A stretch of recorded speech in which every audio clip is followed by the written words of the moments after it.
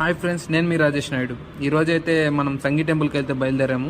ఇక్కడైతే యూసఫ్గూడ్ నుంచి అయితే బయలుదేరామండి మేము. అక్కడి నుంచి అయితే 35 కిలోమీటర్స్ వస్తుంది.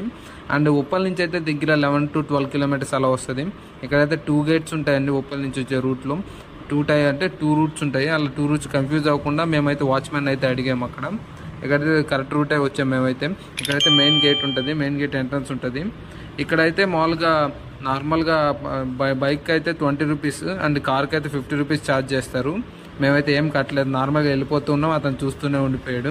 ఇక్కడ కిందనే అయితే కార్ పార్కింగ్ అయితే ఉంటుంది. గుడి బయటే ఉంటుందండి కార్ పార్కింగ్. మెట్లుగానే ఉంటాయి కింద నుంచి. చాలా సినిమాస్లో మూవీస్లో ఉంటాయి కదా, అలాగ ఉంటుంది. ఇక్కడైతే చూడండి మొత్తం ఆహ్లాదకరంగా అంతా పచ్చటి వాతావరణము, కొండలు, చాలా అంటే చాలా బాగుంది. ఇక్కడైతే మామూలు ట్రిప్కి అయితే మామూలుగా వచ్చి బాగా వ్యూ అయితే ఎంజాయ్ చేయొచ్చు. హిల్ స్టేషన్స్ అయితే ఉండదు ఇక్కడ. కానీ కోహినీ గుట్ట అని ఒకటి ఉంది ఆంజనేయ స్వామిది, బాగుంటుంది. ఇదైతే సంగీ టెంపుల్ అని చూడండి.